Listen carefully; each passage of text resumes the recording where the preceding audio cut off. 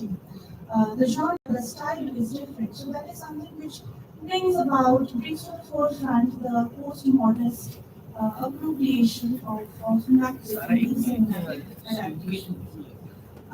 So moving on to Macbeth, which is an epic agent of madness and violence. We all know that.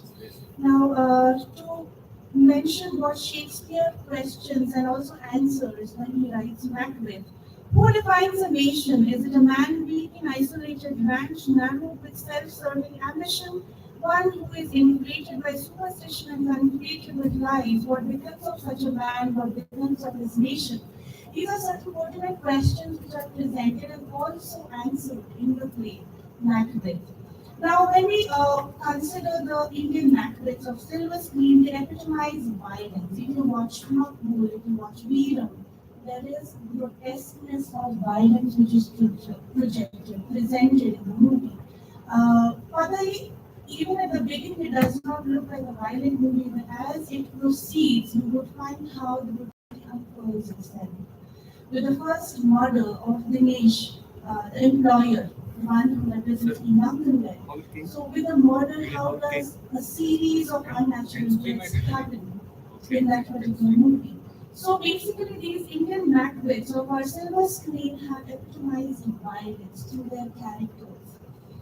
These native Macbeths murder out of paranoia. As we see, the first murder that happens in Veeram, when he murders Armul, and in Padai or even in Makbul when he kills Abaji, and in Padai when he kills his employer Madhava, the protagonist here, the representation of Macbeth.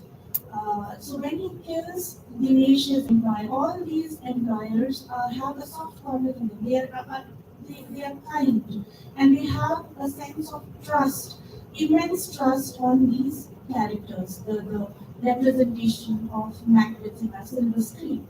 Now, when they commit the first murder, it is out of a sense of usurping basically the power that these people hold. And then the next set of deaths or murders that happen in their hands are basically to retain this power. Now, that's also the reason why Macbeth and these adaptations of Macbeth are tales of violence and madness. These are epic pages of violence and madness. So the characters Chandu in Veeram, Makbul in the eponymous movie Makbul, and Madhava in Padai demonstrate the discrepancy between their virtuous understanding and the corrupt will. So, right at the onset of the movie, you would find these characters. These characters are presented in a way where they basically show the kind of righteousness that they stand for. They're extremely loyal to their respective employers and the ones who place their trust on them. But as the film proceeds, as the cinema proceeds, you would find how there is this corrupt will which comes to the forefront, especially in Veeram. You would find a kind of echo of the original, that is the Shakespearean tragedy Macbeth. If you watch Veeram, you will find how it echoes what Macbeth's mind speaks in the play, in the tragedy. Now you will find there is a tussle between this corrupt will and the righteousness, and the corrupt will, of course, wins. We know for various reasons. So Anthony Davis describes Macbeth as a complex studying character, as one who is human in his reflections and inhuman in his actions. So these words rightly encapsulate the kind of characters that we are looking into when we look at these adaptations. The Indian Macbeths Chandu Chekavar in Veeram, Mia Makbul in Makbul, and Madhava in Padai represent this contradiction. Machinations of violence and madness in Makbul. So if you look at the kind of situations, why does Makbul act or behave in a way that he does in Makbul? It's basically the kind of the various kind of machinations of violence and madness that we find there. So there is an oscillation between the twin forces of ambition and guilt. So right at the beginning, if you watch the movie Makbul, it is not the kind of prophecy or the kind of provocation in the hands of Pandit and Purohit, the one who represent the witches in the movie. He does not respond to them right at the beginning. He basically kills Abaji out of his love, out of a provocation by Mimi, the representation of Lady Macbeth, Makbul. And even then, he is not overpowered by the frequent provocation, the frequent interjections by Pandit and Purohit. So we would find that he suddenly gets into that loop, gets into that trap of brutal killings that is presented in Bhagavad. So there is an oscillation between the twin forces of ambition and guilt. He is ambitious. Why? Because he is born into illegitimacy. There is a kind of evilness that he is born into. He is not somebody who is forced into being evil, but he was born into evil. So the question of illegitimacy is something that haunts him, something that bothers him, not just his illegitimacy, but also the child that Mimi carries in her womb. So these questions, these frequent things or ideas that bothered him brings about kind of oscillation between guilt and his ambition. So he's ambitious at the same time he's guilty of murdering so many people. Right, starting from Abaji, somebody who trusted him wholeheartedly. Psychological turmoil and mental agony of Makbul. So he kind of dabbles with these two problems. There is a psychological turmoil after the death of Abaji. He hallucinates in some sense. And he also questions, there are so many questions which frequently harmed him, frequently bothered him. The illegitimate affair with Mimi. And there are layers of illegitimacy which come to the forefront in this movie, Makbul. It's not just the illegitimacy that Makbul is born into or the illegitimate child, but also the relationship that exists between Nimi and Abaji as well. So there are layers of illegitimacy and how the legitimacy actually overpowers illegitimacy, something that is presented in this cinematic adaptation. So then moving on to this idea of madness in Jairaj's Veeram.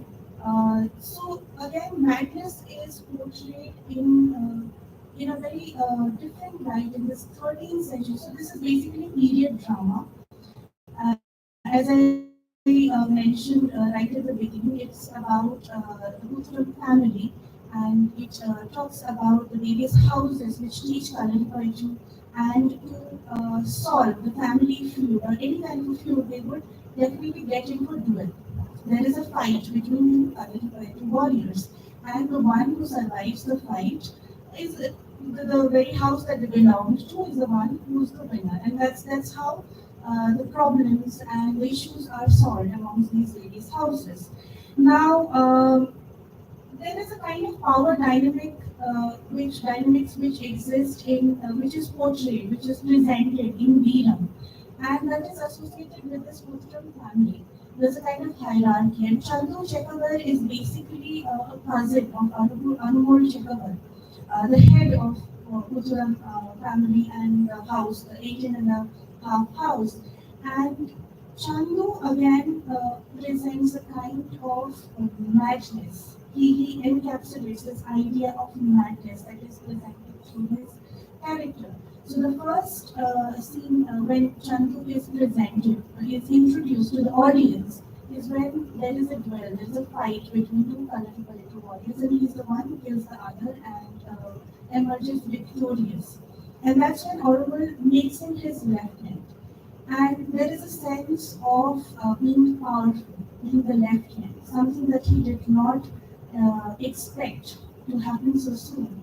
And then ultimately, of course, there's a prophecy, and that basically brings forth the series of events that follow.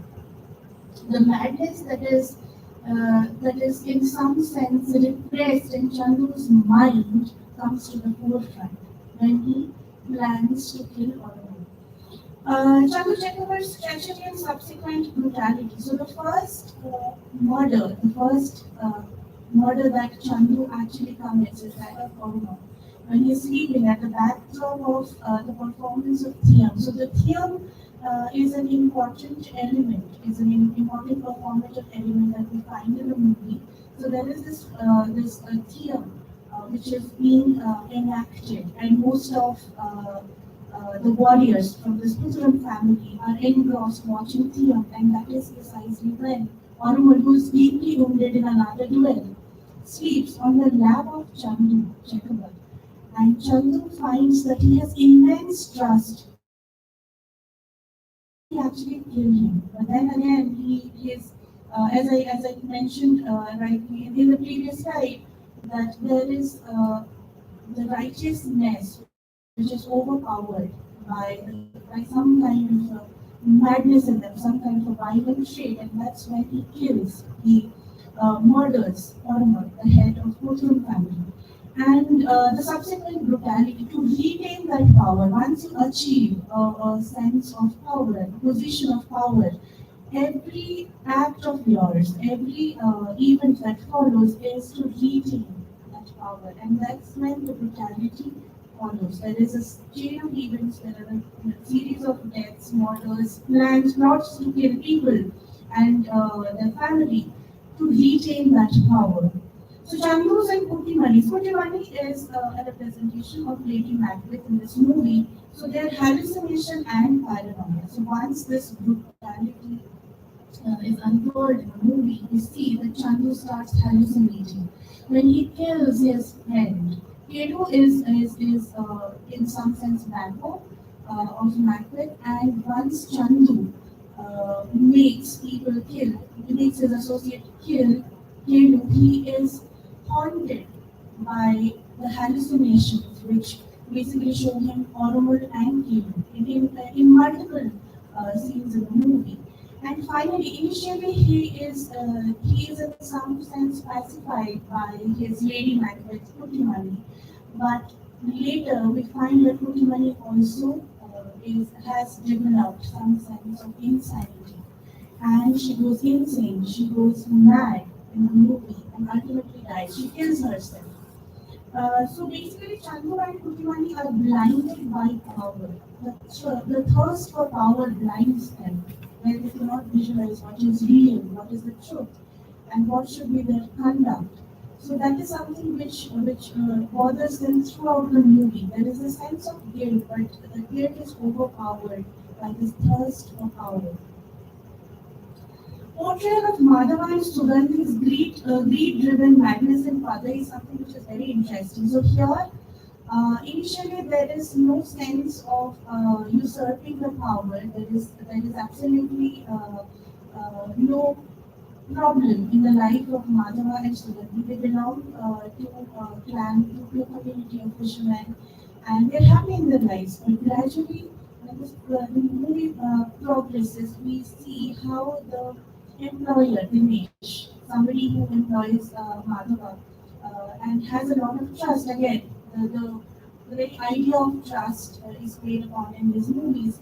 So he has a lot of trust on Madhava, and he gives him a house, he gives him a boat, because Madhava is the one who has a very interesting knack of finding where one should go fishing. So the setting of this movie is at the fishing town of Tulunadu, and Madhava is a prized possession basically for his employer.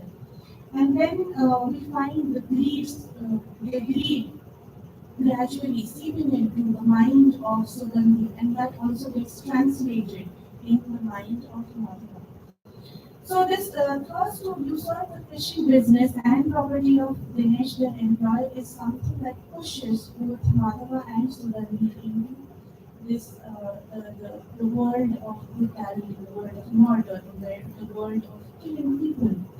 So the urge to remove all prospect hires, whether it's Bananji, again, he is a representation of Banco here in this particular cinematic adaptation, Sanjeeva and Manjisha. So Sanjeeva is Bananji's son, and Manjisha is the rightful heir to Dinesh's property because he is the son of Dinesh.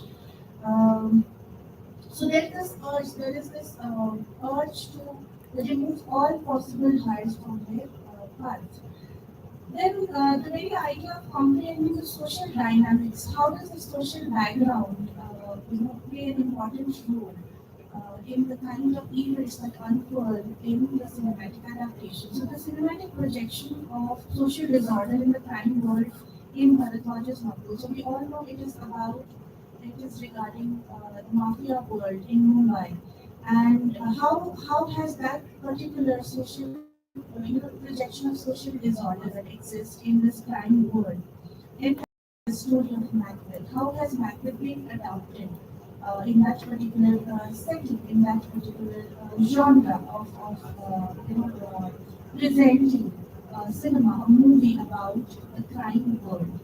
Intercommunal tension and intracommunal violence is something that has been presented in the movie Makbul.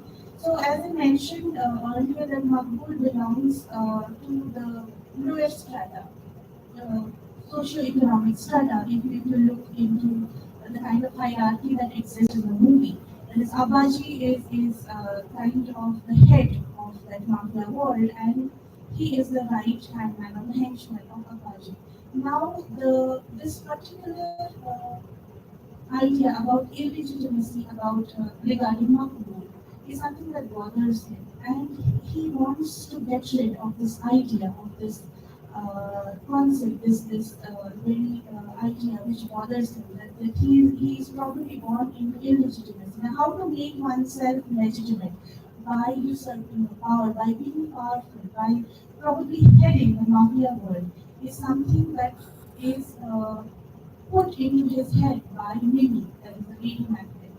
And that is something which also gives rise to kind of intracommunal violence. When he is killed, ultimately at the end of the movie, he is killed by another Muslim henchman, and that portrays the kind of intracommunal violence that is present in the movie. And intercommunal tension is portrayed by the two characters, Pandit and Purohit, who frequently provoke, giving insights to usurp power, remove everybody from his pathway to regain or retain his power, and that probably shows how the intercommunal tension exists. So there are multiple the introductory scene, especially where there is a diagram which is shown of Mumbai, Mafia world, and suddenly the scene ends. The very first scene ends with blood on the diagram, and Pandit, I think he mentions that how the entire Mumbai has been bathed in blood, and that's where we find such comparisons between these two characters and the three witches of Magnet. So, power structure in the murky underbelly of Mumbai's mafia world is something which is brought to the forefront in this movie. And that's where Makbul plays a pivotal role in subverting this power structure. So basically, he is conscious of his secondary position to Abaji, and that is something which bothers him. That is something which forces him to subvert that particular power dynamics which exist. So he subverts power hierarchy goaded by his lady love Mimi, and also desires for some sense of legitimacy. Then again, depiction of power struggle in Veeram. So here we have been presented with this idea of Kalari poetry. So martial arts. Again, when I mentioned about intertextual elements, I also mentioned about throne of blood. So there it is about the duel which happens between samurais. So that is also an inspiration for Jairaj's Veeram. So he is also taking that particular idea and has, in some sense, localized and internalized that idea in his presentation of Kalari Paitu in Veeram. So Kalari Paitu features as a mode of displaying supremacy in upper caste Nair and Nair communities. And it is also a mode of settling the intrafamilial feud within the Kochiram family as well. So Chandrasekhar's lust for power basically acts as a severing agent for all his relationships. If you watch the movie, you would realize towards the end he is alone. He is left alone. He is lonely, not just in his psyche but also in the reality. So basically, also he is lonely. He is the one who fights alone against the son of Hormel. So there is no support in any sense of the term because Kutimani dies, he loses his friends, he loses his trusted lieutenant. So everybody is against him. So he's a loner basically. So his lust for power actually acts as a signaling agent for all his relationships. Kudivani's provocation catalyzes Chandu's subversive action. So basically, Chandu does not intend to kill Ormal right at the beginning, but Kudivani is the one who devises, who plots, who basically colors Chandu's mind and forces him, she pushes him to kill Ormal, to basically subvert the power hierarchy that exists. Because Chandu was basically a cousin of Ormal, so he was in no sense going to be a higher to Ormal's position. So now Kutumani basically colors him, she provokes him, and intoxicates him with her charm so that he goes and kills Ormal. Reclaiming chieftaincy to avenge Ormuz's death is something that is done by, again, by Ormuz's son. So he again reclaims the chieftaincy of that house, the 18 house of Kalari Paitu by avenging the death of his father. Yeah. So moving on to the next idea that I want to discuss is about the representation of the witches, the scheme that witches